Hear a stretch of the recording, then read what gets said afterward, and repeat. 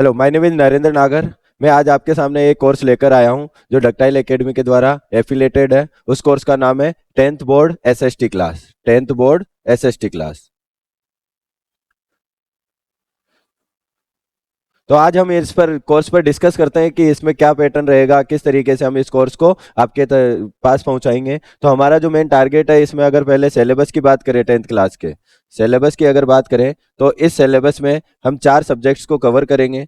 जो 4 सब्जेक्ट्स का नाम आपको पता होगा थोड़ा सा। पहला जो सब्जेक्ट आता है वो आता है हिस्ट्री सब्जेक्ट। दूसरा जो आता है वो आता है ज्योग्राफी। तीसरा वाला जो पार्ट है वो है सिविक्स वाला पार्ट, जो डेमोक्रेटिक पॉलिटिक्स सेकंड के नाम से आता है। फोर्थ वाला पार्ट आता है इकोनॉमिक्स वाला पार्ट। हम इसको अलग अलग सेगमेंट में सोल्व करेंगे कि कौन सा पार्ट, अलग अलग पार्ट के। अगर हम आरबीएससी बोर्ड की बात करें तो आरबीएससी बोर्ड में चारों के चारों जो पार्ट है वो हर एक सेगमेंट 20 मार्क्स का है। हम उन 20 मार्क्स के सेगमेंट को अलग अलग कवर करेंगे। पहले हम बात करेंगे सिविक्स की, फिर उसके बाद हम सोल्व करेंगे ज्योग्राफी को, फिर उसके बाद हम सोल्व करेंगे हिस्ट्री को, फिर इकोनॉमिक्स को। तो आगे अगर हम थोड़ा सा सिलेबस के बारे में थोड़ा डिस्कस करें तो पहला जो पार्ट रहेगा अपना वो रहेगा सिविक्स वाला पार्ट। कौन सा पार्ट रहेगा? सिविक्स वाला पार्ट। अगर हम सिविक्स की बात करें तो ये सिविक्स वाला जो पोर्शन दे रखा है, 9th क्लास का सेकंड पार्ट दे रखा है, जिसको कहते हैं डेमोक्रेटिक पॉलिटिक्स। क्या नाम दे रखा है? Democratic politics second.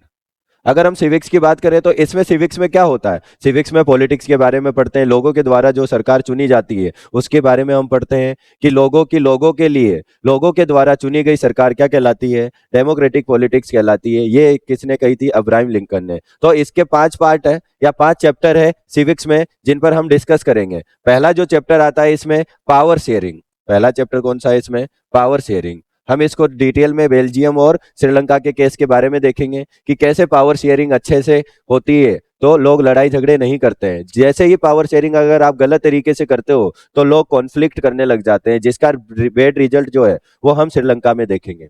फिर उसके बाद आता है दूसरा अगर चैप्टर देखें तो उसका नाम है फेडरलिज्म।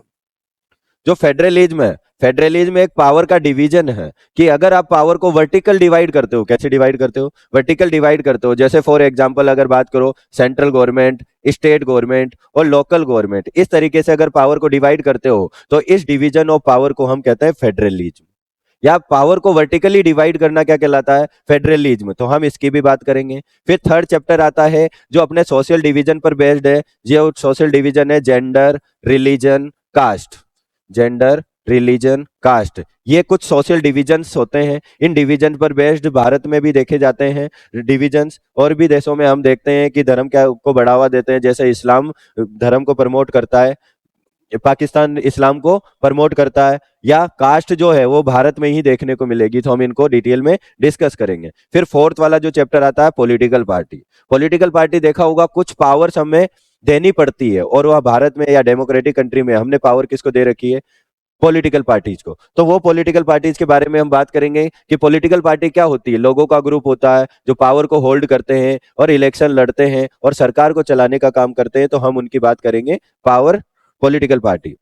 लास्ट में हम देखेंगे इन सभी के आउटकम्स की बात करेंगे, तो आउटकम्स ऑफ डेमोक्रेसी, कि डेमोक्रेसी में हमने सारी चीजें तो देख ली, अब उस डेमोक्रेसी के आउटकम्स कैसे हैं, कि लोग क्या खुश हो रह रहे हैं, क्या डिग्निटी एनहांस हो रही है, क्या क्या इक्वलिटी से लोग हो रहे हैं, क्या क्या पॉवर्टी रिड्यूज हो रही है, क्या क्या सोशल इनइक्वलिटी रिड्यूज हो रही है, क्या। हम इन सारी चीजों पर एक एक पर बात करेंगे। जो आउटकम्स आपने 9th क्लास में भी देखा होगा, इसमें फ्री और फेयर इलेक्शन होते हैं, इसमें रेगुलर इलेक्शन होते हैं, ये लेजिटिमेट और रेस्पॉन्सिव फॉर्म होती है। हम इनको एक एक डिस्कशन करेंगे, और डिटेल कोर्स में हम इसको पूरा का पूरा स्लाइड से बात करेंगे, पूरा एनिमेटेड बात करेंगे। हम इसको एक क्वेश्चन सीरीज भी हम इसमें लगाएंगे, एमसीक्यू वाला पैटर्न भी हम सोल्व करेंगे, पूरा का पूरा एग्जांपल्स के थ्रू हम इसको एक्सप्लेन करेंगे। तो ये अपना पैटर्न रहेगा।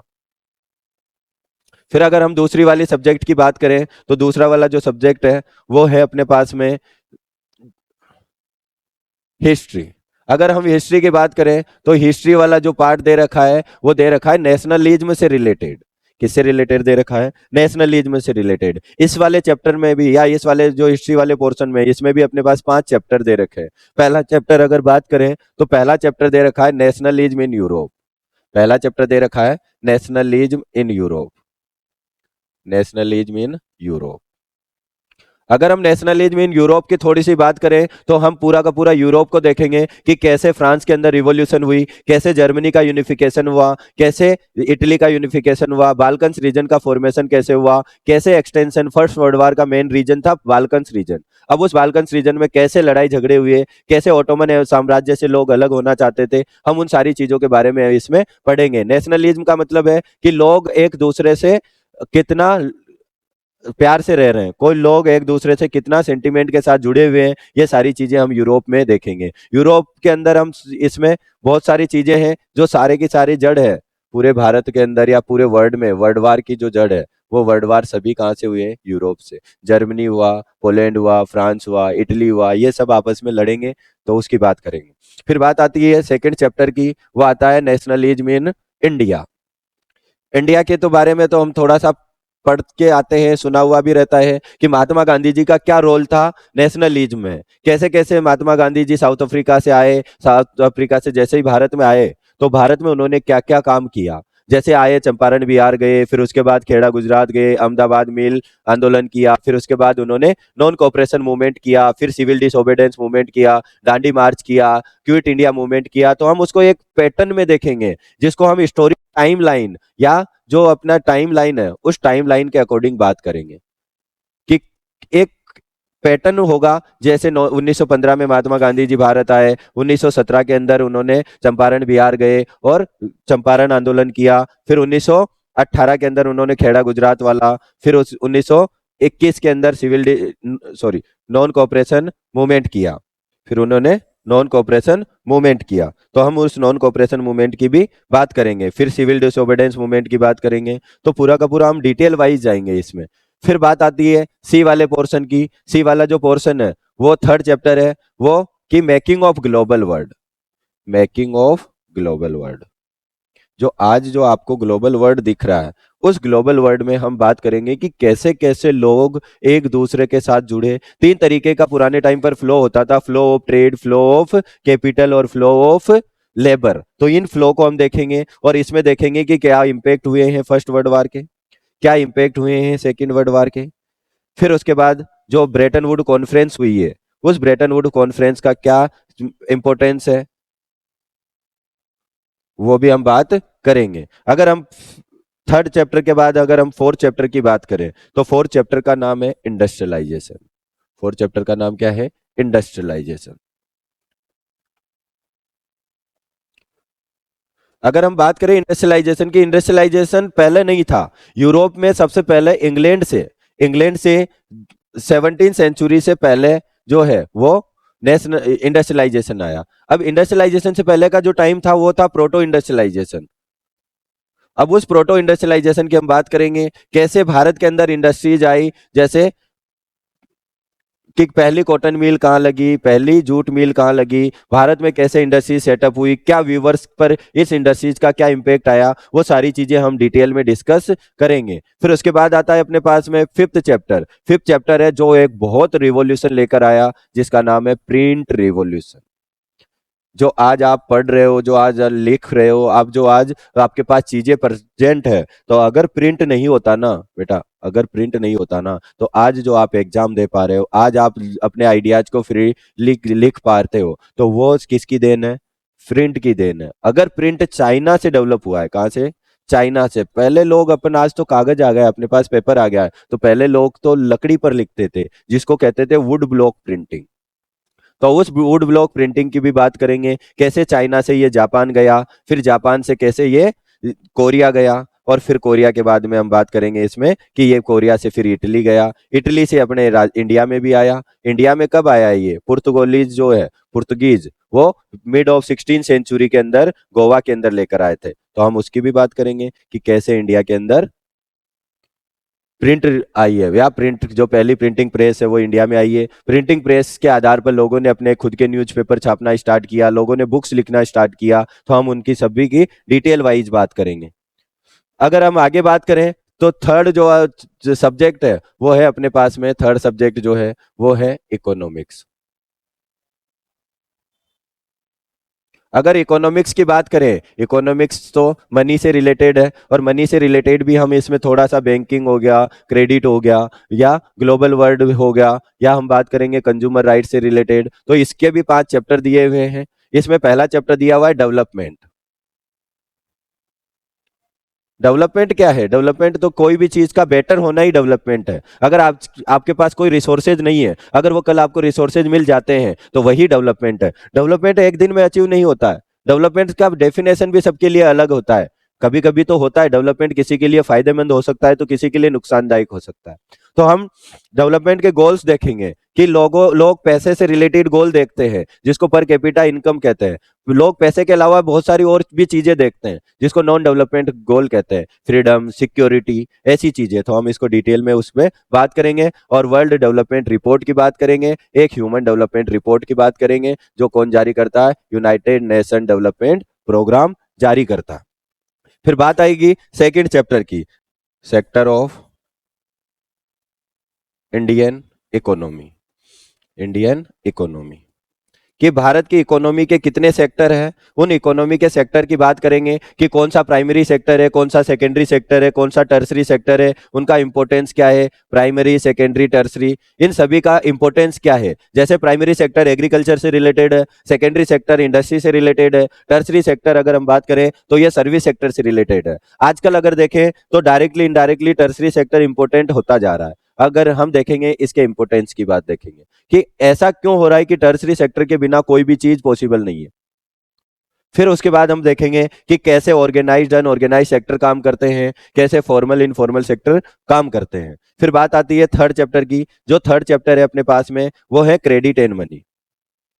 क्रेडिट एंड मनी, कैसे लोन ले पाओगे आप, कैसे लोन का चेक क्या होता है, डीडी क्या होती है, कैसे ट्रांजैक्शन होते हैं बैंक में, लोन लेने के कभी कभी फायदे हो सकते हैं, कभी कभी नुकसान हो सकते हैं, और लोन लेने के अलग अलग मीडियम हो सकते हैं। लोन लेने के लिए आप फॉर्मल सोर्स का यूज कर सकते हो, लोन लेने के लिए इनफॉर्मल सेक्टर का या इनफॉर्मल सोर्स ऑफ क्रेडिट का यूज कर सकते हो। फॉर्मल सेक्टर वो होते हैं जिनके लिए कुछ चीजें मायने रखती है। कौन सी चीजें मायने रखती है? For example collateral. अगर किसी को कोलेट्रल या सिक्योरिटी डॉक्यूमेंट्स चाहिए तो वो हम फॉर्मल सेक्टर में बात करेंगे। अगर कोई रिश्तों के आधार पर लोन दे देता है आपको, जैसे अपना दोस्त हो गया, रिलेटिव हो गया, लैंड ओनर्स हो गए, ऐसे लोग अपने इच्छा से लोन देते हैं, अपनी सिक्योरिटी कोई सिक्योरिटी नहीं रखनी, बट जब ये पैसा वसूलते हैं तो आपको पीट भी सकते हैं। तो इन में क्या होता है, इनफॉर्मल सेक्टर में इंटरेस्ट ज्यादा होता है, इंटरेस्ट रेट ज्यादा होती है, तो लोग क्या करते हैं, फॉर्मल सेक्टर से ही लोन लेने के लिए बाध्य होते हैं, और लोग इसी की तरफ जाते हैं क्योंकि इसमें लोगों का शोषण नहीं होता। तो हम इसकी भी बात करेंगे। फिर आती है फोर्थ चैप्टर कि ग्लोबल वर्ल्ड जो है, इस ग्लोबल वर्ल्ड में इस ग्लोबल वर्ल्ड में ग्लोबलाइजेशन क्या है। ग्लोबलाइजेशन, ग्लोबलाइजेशन सिंपल अगर हम बात करें, रैपिड इंटीग्रेशन होता है किसका? मार्केट्स का। अगर इंडिया का मार्केट इंटरनेशनल मार्केट से कनेक्ट हो गया है बहुत तेजी से, तो क्या हो चुका है? रैपिड इंटीग्रेशन हो चुका है मार्केट्स का। इसी को कहते हैं हम ग्लोबलाइजेशन। ये जो ग्लोबलाइजेशन है आज जो हमें देखने को मिल रहा है, ऐसा थोड़ी है कि एक दिन में ही आज हम बिना टैक्स फ्री चीजें एक दूसरे के साथ व्यापार कर पा रहे हैं। तो एक रिफॉर्म की बात करेंगे, एलपीजी रिफॉर्म की बात। ये 1990s के बाद आया था। जब अब राजस्थान में बात भी करते हैं, अभी मनमोहन सिंह जी की डेथ हुई है, तो उनको एलपीजी रिफॉर्म के अंदर बहुत ज्यादा योगदान था उनका। तो लिबरलाइजेशन, प्राइवेटाइजेशन, ग्लोबलाइजेशन, हम इस रिफॉर्म की भी बात करेंगे। कैसे ग्लोबलाइजेशन से चेंजेज आए हैं, कैसे लोगों को टैक्स फ्री चीजें मिली हुई है, और कैसे लोगों ने अपने टैक्स बैरियर्स को हटाया है, हम उसकी भी बात करेंगे। अब अगर लास्ट वाले चैप्टर की बात करें, एज ए कंज्यूमर आप चीजें देखते होंगे कि अगर आप मार्केट में जाते हो तो आप कुछ चीजें तो खरीदते हो, जिसको कहते हैं कंज्यूमर राइट्स। कंज्यूमर राइट्स, आप देखते नहीं है क्या कि आप जब भी आप मार्केट के अंदर जाओगे तो आपसे कोई भी जो दुकानदार है वो आपसे हायर एमआरपी लेगा। अगर हायर एमआरपी ले रहा है तो आप उसके अगेंस्ट में कहाँ जाओगे? आपको कुछ अधिकार दिए हुए हैं, उसको कहते हैं हम कंज्यूमर राइट्स। तो ये हम इसको डिटेल में बात करेंगे। अब आगे अगर हम बात करें तो लास्ट वाला जो अपने पास में सेगमेंट बचा हुआ है, वो है अपने पास में ज्योग्राफी का। हम ज्योग्राफी को डिटेल में देखेंगे, इसका एक मैप वर्क है, उस मैप वर्क की भी बात करेंगे। इसमें अपने पास में 7 चैप्टर दिए हुए हैं। कितने चैप्टर दिए हुए हैं? 7 चैप्टर दिए हुए हैं। उनको हम थोड़ा सा डिटेल मैप वर्क के साथ में, प्रेजेंटेशन या स्लाइड के साथ में हम डिस्कस करेंगे। जैसे पहला चैप्टर दिया हुआ है रिसोर्स का। हम इन रिसोर्सेज की डिटेल में बात करेंगे कि कहाँ से रिसोर्सेज आते हैं, किस तरीके से हम इनको बचाते हैं, कि लैंड रिसोर्सेज क्या है, सोइल क्या है डिफरेंट टाइप की। फिर अगर हम बात करें दूसरा वाला chapter, wild forest and wild life, forest and wild life, तो इसमें हम फॉरेस्ट एक्ट की भी बात करेंगे कि कैसे प्रोजेक्ट टाइगर आया, कैसे फॉरेस्ट को कंजर्व करना चाहिए, कैसे हमें फॉरेस्ट को बचाने के लिए हमने मेहनत की है। फिर थर्ड चैप्टर आता है वाटर। वाटर एक रिन्यूएबल रिसोर्स है, कैसे ये फ्लो होता है, कैसे मल्टीपर्पज रिवर प्रोजेक्ट काम करते हैं, हम उनको डिटेल में डिस्कस करेंगे। फिर फोर्थ आता है चैप्टर अपने पास में एग्रीकल्चर। हम एग्रीकल्चर को डिटेल में देखेंगे कि कहाँ पर डिफरेंट टाइप की सोइल है, किस तरीके की क्रॉप्स कहाँ पर ग्रो होती है। इसको हम ग्राफिकल तरीके से पैटर्न या इंडिया का मैप, फिजिकल मैप बनाकर हम देखेंगे कि कौन सी क्रॉप्स की क्या खास बात है, किस तरीके की सोइल में ये ग्रो होती है। फिर फिफ्थ चैप्टर आता है अपने पास में मिनरल्स वाला। अगर हम मिनरल्स और रिसोर्सेज की बात करें तो मिनरल्स में हम देखेंगे कि कौन सा मिनरल कहाँ पर मिलता है और किस मिनरल के कुछ रिजर्व दिए हुए हैं, यहाँ से मैप आता है। आरबीएससी में तो पूरा का पूरा 4 मार्क्स का यहाँ से ही मैप दिया होता है, डिफरेंट इंडस्ट्री की डिफरेंट लोकेशन दी हुई है। 6 वाले चैप्टर में मैन्युफैक्चरिंग दी हुई है। मैन्युफैक्चरिंग फिफ्थ और सिक्स चैप्टर दोनों एक दूसरे से रिलेटेड है, कौन सी इंडस्ट्री कहाँ पर सिचुएटेड है, किस इंडस्ट्री की क्या खास बात है, कैसे रिन्यूएबल रिसोर्स काम करते हैं, कैसे नॉन रिन्यूएबल रिसोर्स काम करते हैं, हम उनकी डिटेल में बात करेंगे। अगर लास्ट चैप्टर की बात करें, अगर इसमें सेवंथ वाले चैप्टर की, सेवंथ वाला चैप्टर जो दिया हुआ है वो दिया हुआ है life line of Indian economy, कि इंडियन इकोनॉमी कैसे चल रही है। तो इंडियन इकोनॉमी चल रही है डिफरेंट मोड ऑफ ट्रांसपोर्ट से। किससे काम चल रही है? डिफरेंट मोड ऑफ ट्रांसपोर्ट से।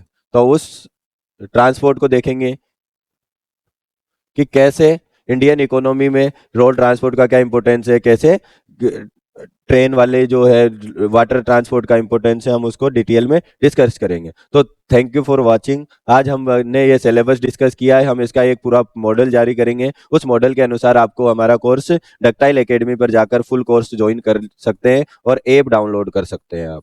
तो डक्टाइल एकेडमी का कोर्स ज्वाइन करें और आपको फुल फ्री टेस्ट सीरीज, उस टेस्ट सीरीज को ज्वाइन करें। वह आपको फिर पेड कोर्स को आप डिटेल में अगर पढ़ना चाहते हैं तो फिर पेड कोर्स को आप ज्वाइन करें। तो थैंक यू।